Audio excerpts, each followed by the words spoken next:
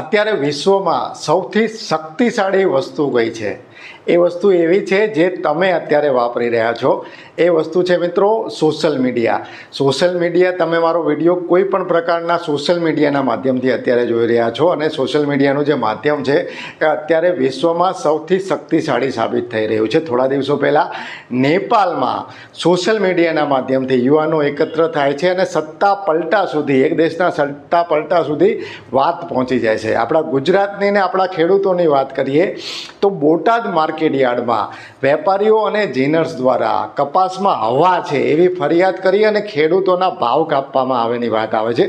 આનો એક video viral થાય છે. એ વિડીયો એટલો બધો વાયરલ થાય છે કે હજારોની સંખ્યામાં ખેડૂતો બોટાદ માર્કેટ યાર્ડમાં પહોંચે છે અને મામલો જે છે એ આખા રાજ્ય લેવલનો મામલો બની જાય છે.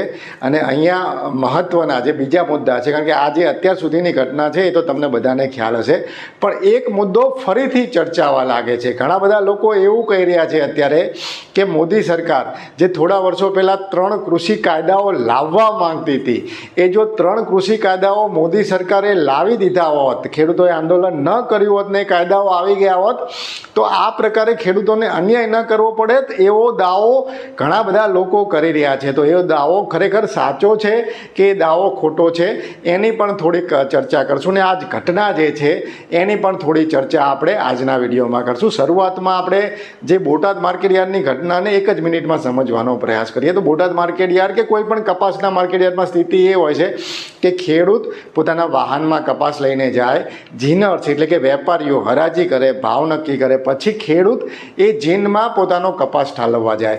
તો જ્યારે એક વખત જ્યારે માલના ભાવ નક્કી થઈ ગયા છે અને જ્યારે પછી કપાસ માલ જે કપાસ છે ઠાલવવા ખેડૂત જાય છે, તો એ વખતે ખાલી કરતી વખતે એવું બહાનું બનાવવામાં આવે છે કે ભાઈ આમાં હવા છે, પાણી છે, ભેજ છે. આથી જે હરાજીમાં ભાવ નક્કી થયા હોય છે એમાંથી પણ થોડા પૈસા કાપવામાં આવે છે. અને ઘણા બધા ખેડૂતો આ અન્યાયનો ભોગ વર્ષોથી અનેક વખત બનેલા છે.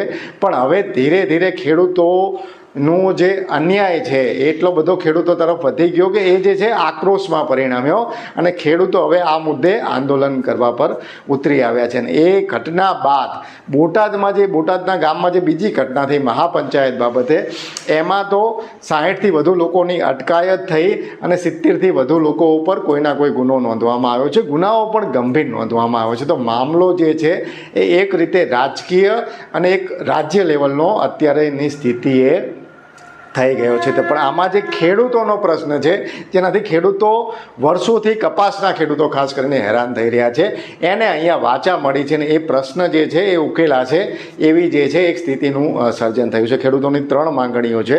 એક તો એ માંગણી છે કે જ્યારે એક વખત હરાજીમાં ભાવ નક્કી થઈ જાય એના પછી જ્યારે ખેડૂત માલ ઠાલવવા જાય ત્યારે એમાં ક્યારે પણ કોઈ પણ સંજોગોમાં ભાવમાં વધઘટ ન કરવામાં આવે, એટલે ઘટ ન કરવામાં આવે.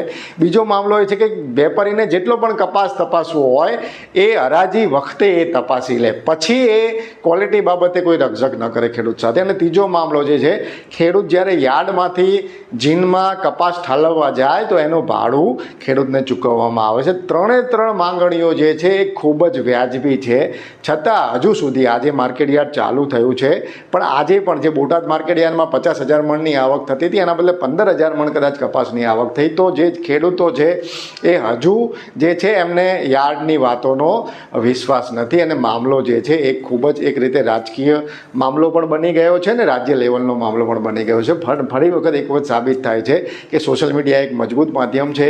ખેડૂતો જાગૃત થયા છે, આપણો દેશ બદલાઈ રહ્યો છે અને આપણા ખેડૂતો બદલાઈ રહ્યા છે. હવે આપણે જે મુખ્ય મુદ્દો છે કે ઘણા બધા લોકો, ખાસ કરીને જે સરકાર તરફી લોકો છે, એ એવું કહી રહ્યા છે કે જો મોદી સરકારને 3 કાયદા લાવવા દેવામાં આવ્યા હોત તો કદાચ આવી ઘટના ન થઈ હોત. તો મિત્રો, જે 3 કાયદા છે એ 3 કાયદાની અનેક ફાયદાઓ હતા. 3 કાયદાના તરફેણમાં આપણે ઘણા બધા વિડીયો એ સમયે કર્યા હતા.